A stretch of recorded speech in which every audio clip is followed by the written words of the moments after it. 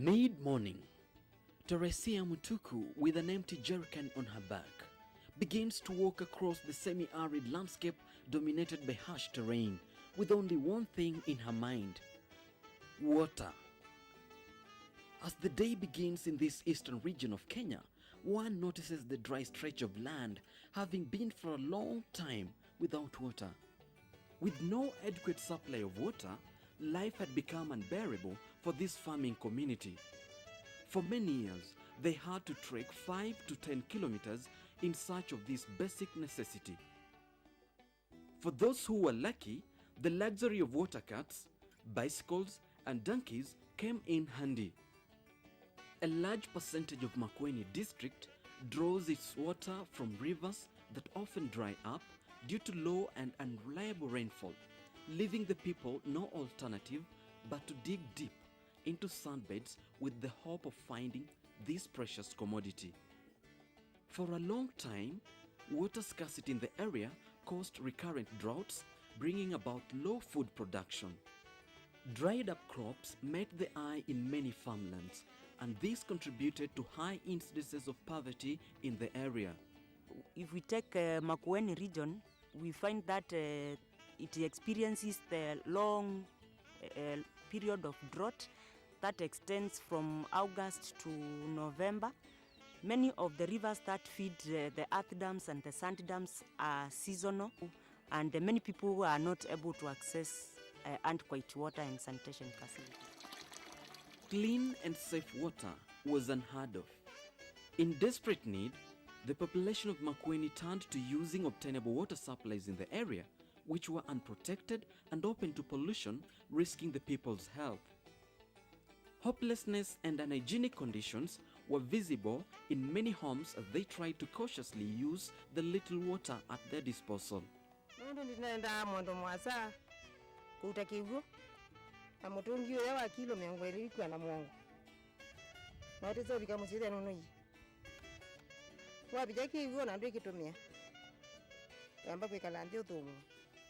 The Kenya Red Cross Society took the initiative to carry out the water, sanitation and hygiene promotion project in 4 divisions of Makueni district.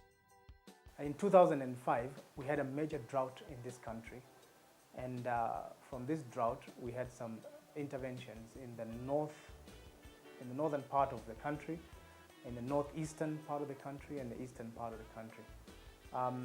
These interventions really, for us, was for the first time revealed the extent of the problem in water and sanitation.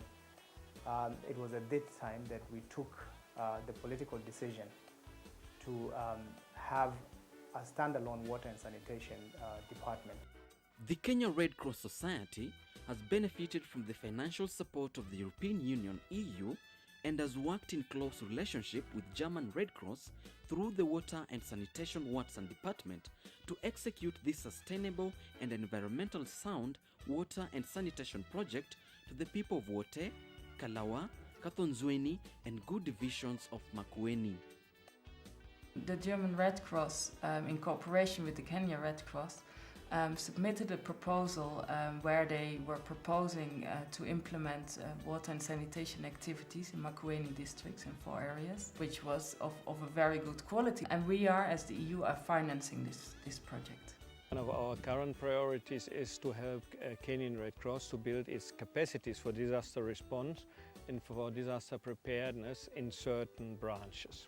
And Makueni is one of them. We assist in our partner Red Crosses and Red Crescents in accessing funding from donors, from the EU, for example, and to implement the project effectively. The European Water Initiative, through its water facility program serving African, Caribbean and Pacific countries, makes a contribution to achieving one of the Millennium Development Goals, which is to reduce by half the number of persons lacking access to safe drinking water.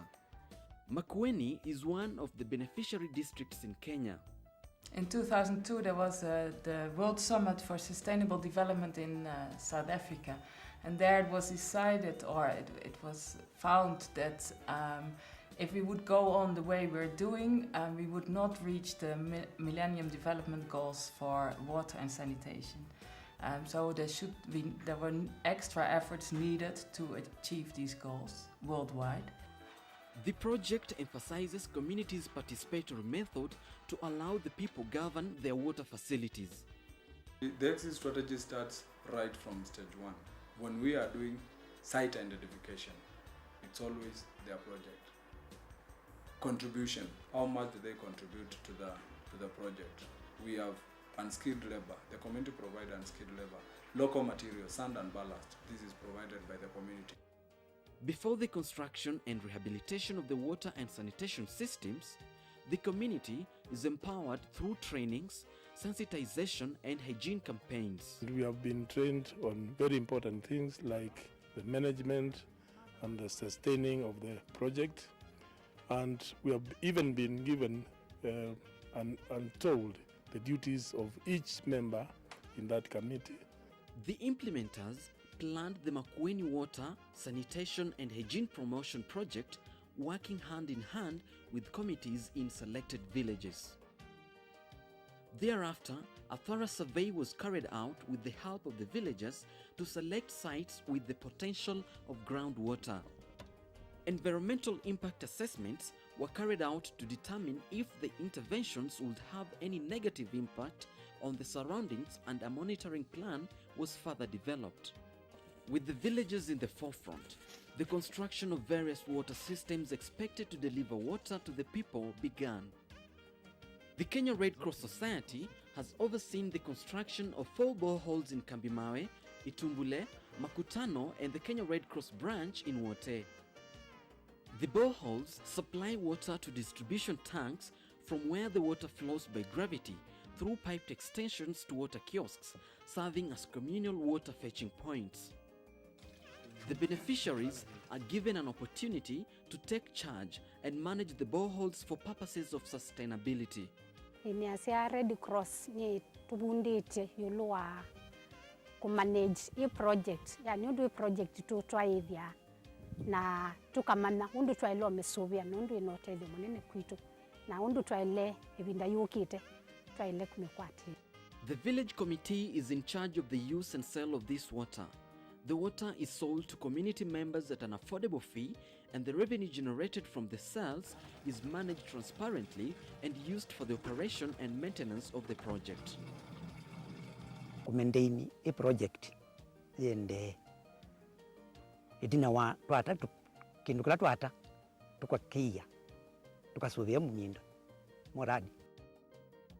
During the installation of water pumps, the water management committees were taught how to operate, repair and manage the pumping systems. The local community has further been involved in the construction of 6 earth and 2 sand dams across the rivers to harvest the water for human consumption and agricultural use. The water that enters the earth dam is usually very highly turbid. When it enters, it filters through the filtration units, which are made of a draw of pipe, which is perforated and covered with a geotextile material. So when the dirty water enters, it filters through the filter media to the geotextile material and comes out as clean water. The dams have brought a complete revolution over the land along the rivers. To provide foolproof assurance, the residents have been taught convenient methods of filtering water in the comfort of their homes. This water filter is underlain with clay used to collect particles from the dirty water. The clay permits the movement of the water through its pores. Anne Mwikali and her family have been taking filtered water for a long time. Ndi tuinywa jugugetheu na mau maingi maithela magwitwa na twithamba na twibwangwa zitu tithiavyo. With water in the proximity, kitchen gardens now flourish in the people's backyards. Iguti chuvika yulu tukathamba tukabwangwa abatonika tukabanda okamunda kabumusi katuboka. Food production has further been enhanced through improved livestock. With cattle trust placed at strategic water points, less time is now spent in searching for drinking water. Livestock have become a source of pride, and the Makueni community cannot visualize their lives before Kenya Red Cross Society implemented the project.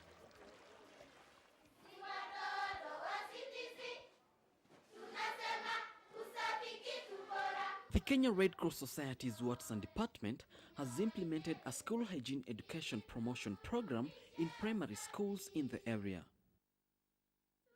This is a school-based sanitation and hygiene education initiative which aims at developing and supporting safe hygiene practices among school children and the community.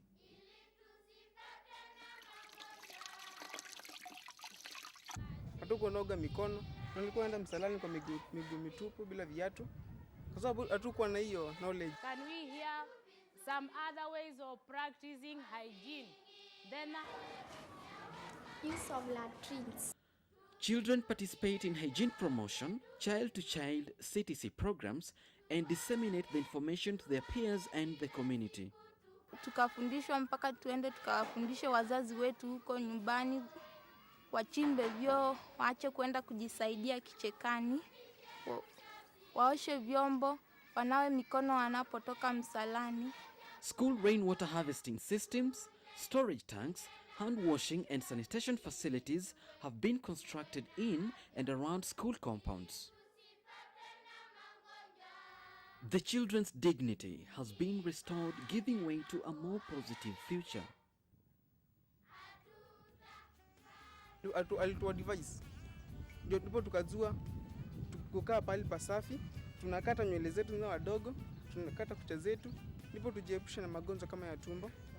Beneficiaries have been imparted with adequate knowledge through the sanitation and hygiene training of communities conducted in the participatory hygiene and sanitation transformation FAST methodology. Improved sanitation has brought back the long-forgotten privacy.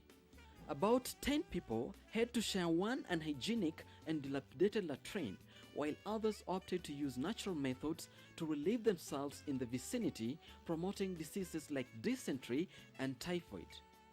The Watson department has overseen the construction of over 800 family latrine slabs and about 29 public ventilated improved latrines in the area. The project has also piloted the construction of 2 Ecosan latrines at Unoa Primary School and Kenya Red Cross Society Makueni branch office. The enhanced water and sanitation facilities have marked the beginning of a more optimistic future for this community. The future of the projects is bright.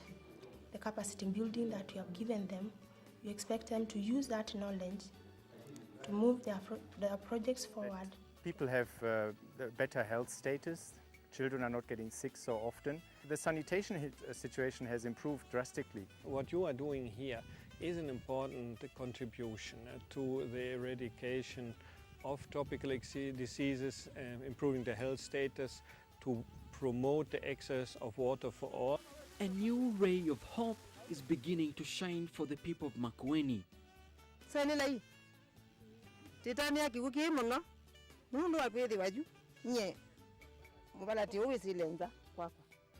Wakati mwingine nilikuwa sikuwa nahudhuria shule kwa sababu nilikuwa natumwa naenda kuchota maji, natoka asubuhi kurudi ni jioni. Sasa hata saa hii nimeridhika, shule nahudhuria daily. They are now empowered to address their daily challenges and change their quality of life. Na jusiana twasisia ili skulu nendeu na siana sie kuonde ya nendeu nondo kewo nikienda yana mtudhengea. Ile mwendo ambao tulikuwa tunaenda 7 kilometers, sasa hapa ni half kilometer unapata maji.